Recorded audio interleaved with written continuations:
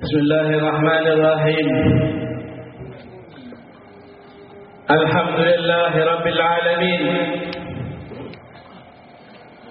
Wassalatu wassalam ala asrafil mursalin Sayyidina wa habibina wa qurrata a'yunina wa nura qulubina Muhammad Sayyidina wa maulana wa habibana Muhammad wa ala alihi wa sahbihi ajma'in, amma ba'd. Alhamdulillah, kita panjatkan puji syukur kehadirat Allah yang mana di malam ini sampai detik ini kita masih diberi taufik dan hidayahnya. Amin, amin. Sampai detik ini pun kita masih mendapatkan bimbingan dari Allah, petunjuk daripada Allah, yang mana kesemuanya itu adalah suatu petunjuk bahwa kita termasuk golongan ahlus sa'adah wal qabul. Mudah-mudahan kita dijadikan oleh Allah golongan-golongan yang bahagia di dunia maupun dan di akhirat. Para hadirin yang dirahmati oleh Allah dan para hadirat, gak kelihatan ya di belakang layar.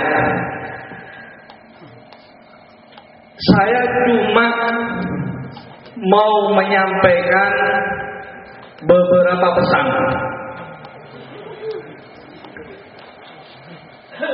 Pesan-pesan daripada Al-Quranul Karim. Pesan-pesan daripada kitab suci kita.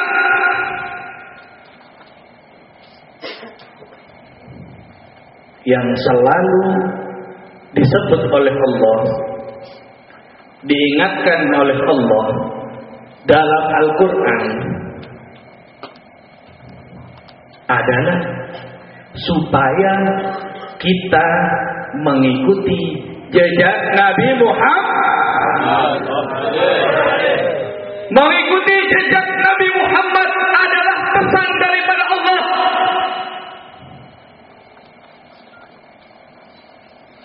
Sehingga tidak terhitung ayat-ayat yang menganjurkan kita untuk mengikuti Nabi Muhammad.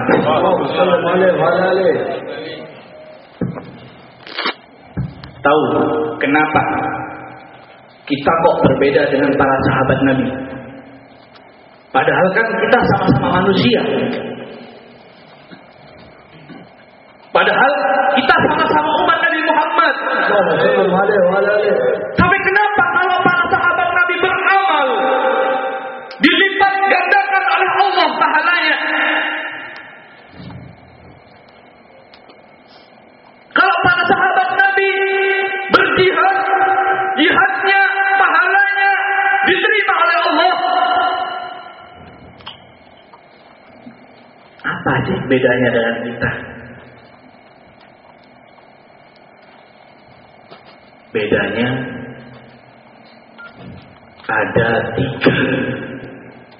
ada tiga hal yang membuat kita beda dengan para sahabat Nabi radhiyallahu anhu. Yang pertama, para sahabat Nabi mereka adalah orang-orang yang mencintai Nabi Muhammad bukan dengan cinta yang biasa. Bukan hanya sekedar pengakuan cinta mereka. Bukan hanya sekedar di lisan cinta mereka kepada Nabi Muhammad. Tapi para sahabat Nabi Sallallahu Alaihi Wasallam mencintai Rasulullah lebih daripada istrinya, lebih daripada anaknya, lebih daripada hartanya, bahkan lebih daripada jiwanya sendiri. Itulah cinta yang sempurna. Sehingga ada sebagian sahabat berkata begini, tatkala ditanya oleh sebagian orang kafir, "Hei sahabat Nabi, iya, apakah kamu mau aku beri uang yang banyak, tapi Nabi Muhammad aku bunuh? Apakah kamu mau aku beri uang yang banyak, tapi Nabi Muhammad aku bunuh?" Kata si sahabat tadi, bagaimana? Wallahi, demi Allah, jangankan Nabi Muhammad dibunuh, Nabi Muhammad terkena duri pun aku tidak terima. Nabi Muhammad terkena duri pun aku pasti akan melindunginya. Itulah cinta para sahabat kepada Nabi Sallallahu Alaihi Wasallam. Jiwanya murah untuk Nabi Muhammad. Jiwanya dipersembahkan untuk Nabi Muhammad. Bahkan ada sahabat wanita yang mana tatkala dia mendengar suaminya meninggal dunia, suaminya gugur di medan peperangan, ayahnya juga gugur di medan peperangan, adiknya, kakaknya, anaknya, semua satu keluarga meninggal semua, gugur di medan peperangan, tapi dia tidak susah, tapi dia tidak menanyakan. Yang ditanyakan adalah bagaimana keadaan Nabi Muhammad. Bagaimana keadaan Nabi? Kata para sahabat, Nabi alhamdulillah, beliau keadaan baik-baik saja dan beliau tidak terluka. Enggak bisa. Aku enggak bisa seperti itu. Aku ingin melihat langsung Nabi Muhammad. Aku tidak puas mendengar berita itu. Aku ingin menyaksikan langsung bagaimana keadaan Nabi Muhammad. Oleh para sahabat, si wanita tadi dihadapkan kepada Nabi Sallallahu Alaihi Wasallam. Tatkala melihat Nabi dalam keadaan baik, sehat, sahabat perempuan tadi langsung berkata, "Ya Rasulullah, kullu musibatin ba'daka jalat ya Rasulullah. Kullu musibatin ba'daka jalat." Setiap musibah, asalkan engkau selamat, semua musibah itu menjadi enteng. Musibah itu semua kecil, asalkan engkau tidak terkena musibah tersebut. Itulah cinta para sahabat kepada Nabi Muhammad. Apakah kita sudah mencintai Nabi Muhammad seperti itu? Yang kedua, para sahabat bukan hanya cinta saja, Pak. Para sahabat bukan hanya cinta saja, Bu. Selain cinta kepada Nabi, tetapi juga mengikuti gerak-gerik Nabi Muhammad. Sunnah Nabi Muhammad tidak ditinggalkan.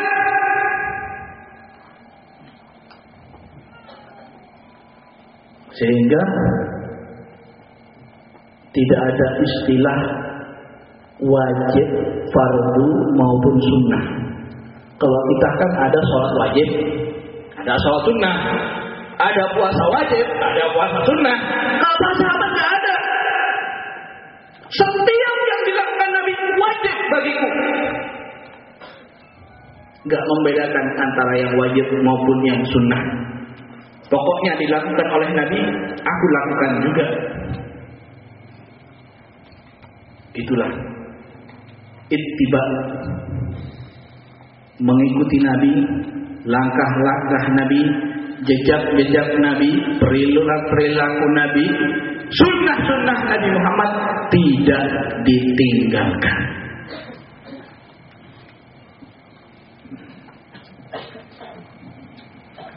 Yang ketiga, mereka para sahabat Nabi memiliki keistimewaan yang banyak karena mereka kulla yaumin yashhadun tal'ah Muhammadiyah. Setiap hari para sahabat Nabi selalu melihat cahaya Nabi Muhammad.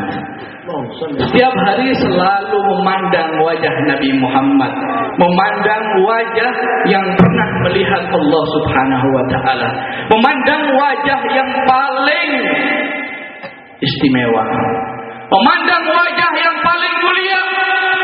Kaifa la yuflih man ra'a wajha muflih.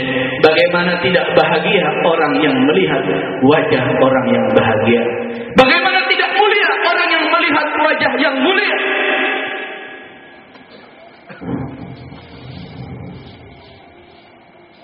Kalau kita hidup di akhir zaman, ya Allah, jangankan melihat Nabi Muhammad, mau ngelihat wali aja repot ya. Udah yakin ini wali, ternyata wali palsu. Udah yakin, wah ini Habib besar. Kenapa? Sorbannya hitam. Yakin tuh, wah Habib hebat ini. Ternyata habaib palsu. Ya Allah. Bukan madu aja yang palsu sekarang ya, habaib juga palsu. Kalau katanya istilah sekarang ya, istilahnya orang Bangil, mantan habaib. Loh itu kan Habib, bangsanya Asegaf. Bukan itu mantan habaib. Sudah pensiun daripada habaib. Kenapa? Karena masuk Syiah. Dulunya habaib, setelah masuk Syiah bukan habaib. Habaib palsu alias mantan habaib. Kita hidup di akhir zaman, ya Allah, melihat yang macam-macam rusak, bejat, belum melihat artis-artis yang telanjang, ya Allah. Mata kita penuh dengan maksiat. Mata kita penuh dengan melihat maksiat. Makanya mata kita terhijab sehingga tidak bisa melihat mana yang benar dan mana yang salah.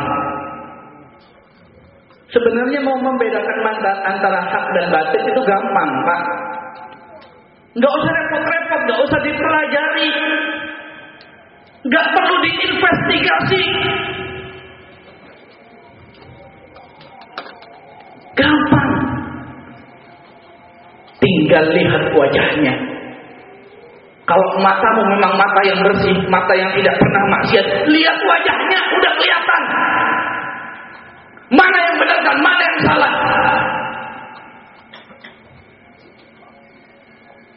Sudah jelas. Coba kita lihat para wali rojabiyin. Para wali rojabiyin ini dia mendapatkan hal, mendapatkan makom di bulan Rajab. Itu wali rojabiyin. Wali rojabiyin ini matanya sangat teliti. Matanya tembus pandang. Karena apa? Karena matanya nggak pernah dibuat maksiat kepada Allah. Jadi nggak usah ditanya-tanya lagi, investigasi, cari tahu, nggak perlu.